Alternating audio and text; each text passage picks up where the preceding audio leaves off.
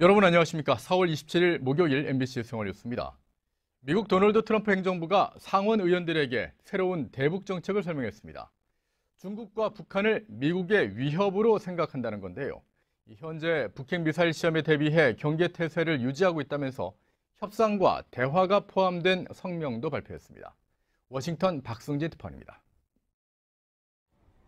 백악관은 상원 의원 전원에게 1시간 이상 대북 정책을 설명했습니다. 먼저 중국은 북한을 자국 이익과 안보의 위협으로 인식하고 있으며 미국은 현재 북핵과 미사일 시험에 대비해서 경계 태세를 유지하고 있다고 밝혔습니다. 백악관은 이어 북한을 테러 지원국으로 재지정하는 방안을 적극 검토하고 있다는 내용도 전했습니다. 또 북한의 핵은 긴급한 국가 안보의 위협이자 외교의 최우선 순위에 있다면서 제재를 강화하고 동맹과의 외교적 조치를 통해 대북 압박을 강화할 것이라고 밝혔습니다. We got to continue to push them to come to that, and we got to be working with other allies around the world on this common threat.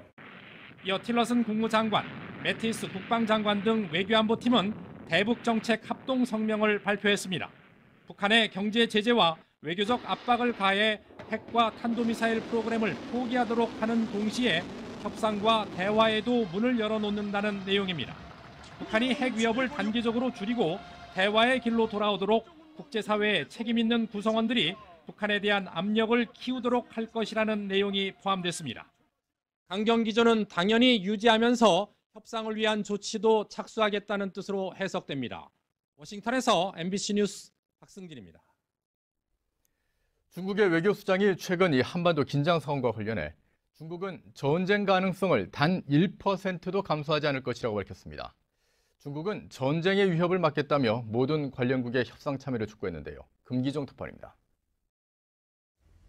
독일을 방문 중인 왕이 중국 외교부장이 우리는 한반도에서 단 1%의 전쟁 가능성도 감수하지 않을 것이라고 말했다고 현지 언론이 전했습니다. 왕 부장은 만약 한반도에서 전쟁이 일어난다면 상상하기 힘든 결과가 닥칠 것이라며 그래서 전쟁 위험을 막는 것이 중국의 관심사라고 설명했습니다.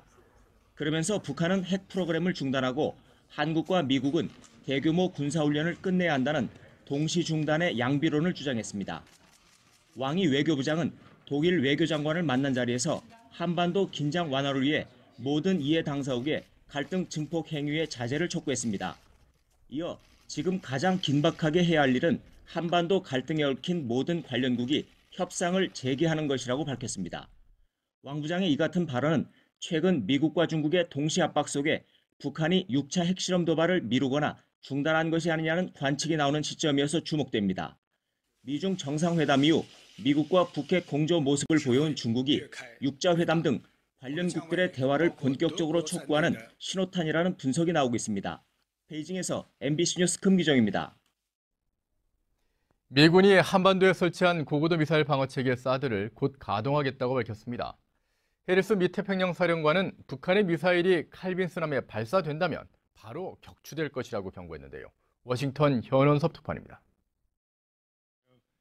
미군이 성주 골프장의 전격 반입반 사드를 조만간 가동할 것이라고 미 하원 군사위 청문회에서 밝혔습니다.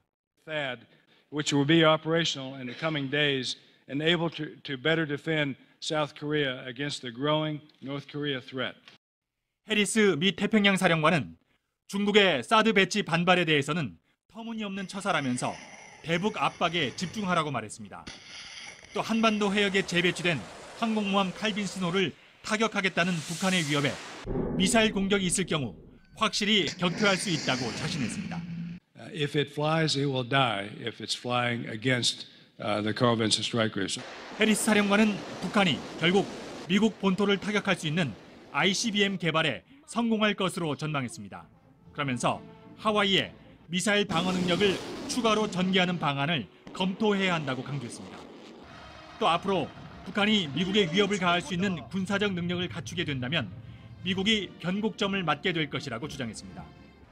북한 위협에 대한 모든 옵션이 테이블 위에 있다는 트럼프 대통령의 경고도 상기시켰습니다. 북한에 대한 전략적 인내를 폐기한 트럼프 행정부가 고강도의 새로운 대북 전략을 구체화하고 있습니다. 워싱턴에서 MBC 뉴스 현원섭입니다. 한편 사드 배치 가동에 대해서 대선 후보들의 반응은 엇갈렸습니다. 문재인 후보 측은 강한 유감을 밝혔고 홍준표, 유승민 후보는 환영했는데요. 안철수 후보 측은 시위대와 경찰의 충돌 등 절차 문제를 지적했습니다.